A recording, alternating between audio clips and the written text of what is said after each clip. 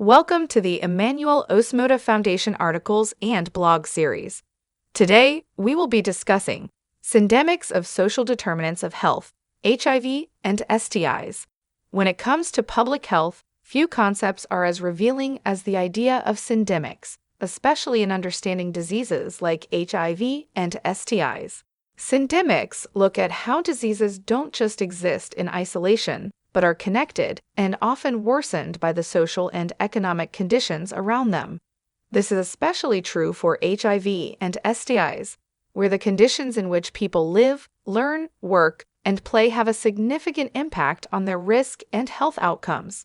This article explores how these social factors come together, creating a complex web that increases the risks associated with HIV and STIs. Explaining syndemics. Syndemics is a term used to describe the interaction of multiple diseases or health conditions within a specific population, particularly when these conditions coexist and influence each other in a way that worsens the overall health scenario. This concept goes beyond just looking at diseases in isolation. It considers the social, economic, and environmental factors that often cluster together and contribute to these health issues. In a syndemic, the focus isn't only on the diseases themselves, but also on the underlying factors that drive them. This approach is crucial in understanding how various elements like poverty, lack of education, and inadequate healthcare contribute to the spread and severity of diseases like HIV and STIs. Social determinants of health. Social determinants of health are the conditions in which people are born, grow, live, work, and age. These factors are shaped by the global, national, and local distribution of money, power, and resources. They play a significant role in determining an individual's health risks and outcomes, including their susceptibility to diseases like HIV and STIs. Key social determinants impacting HIV and STI risks include economic stability. Poverty reduces healthcare access and promotes risky behaviors, increasing HIV and STI risks. Education. Limited education hinders knowledge and health literacy, affecting HIV and STI prevention and care. Healthcare access. Inequities in healthcare access delay HIV and STI testing and treatment, affecting marginalized groups more.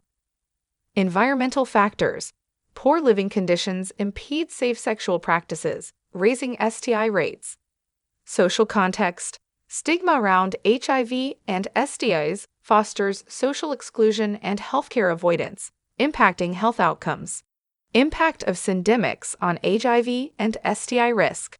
Syndemics play a critical role in heightening the vulnerability to HIV and STIs. The interaction between social determinants and these diseases is a complex web, where each factor amplifies the risk and severity of the other. For instance, in communities facing economic hardships, limited access to healthcare and education often leads to higher rates of HIV and STIs. Similarly, stigma and discrimination, particularly towards marginalized groups, can further increase their risk by limiting their access to necessary information and services. These dynamics are not just theoretical. Studies have shown that in areas with high poverty rates, there's a corresponding increase in the incidence of HIV and STIs. Factors like substance abuse, mental health issues, and limited access to condoms and sexual health education often compound this.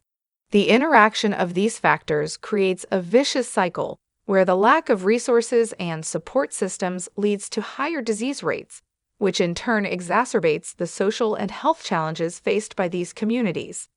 Addressing the syndemic. Tackling the syndemic of social determinants in HIV and STI prevention requires a multifaceted approach. Firstly, policy changes that address the root causes of poverty and inequality are essential. This includes ensuring access to quality healthcare for all, regardless of socioeconomic status, and implementing comprehensive sexual health education programs. Community engagement is also key. Programs that are designed with input from those most affected by HIV and STIs are more likely to be effective. This means involving community members in the planning and implementation of health interventions, ensuring that these initiatives are culturally sensitive and relevant. On the healthcare front, interventions should go beyond mere disease treatment and encompass a holistic approach to health. This includes mental health support, substance abuse treatment, and social services that address the broader determinants of health. By doing so, healthcare providers can not only treat the diseases, but also tackle the underlying factors that increase the risk of HIV and STIs.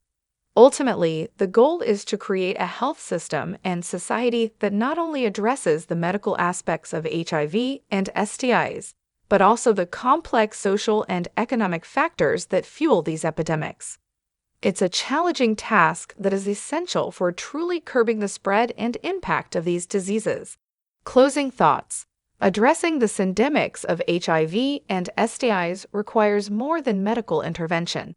It demands a holistic approach that tackles the underlying social determinants of health. Effective strategies must encompass policy reform, community engagement, and integrated healthcare services.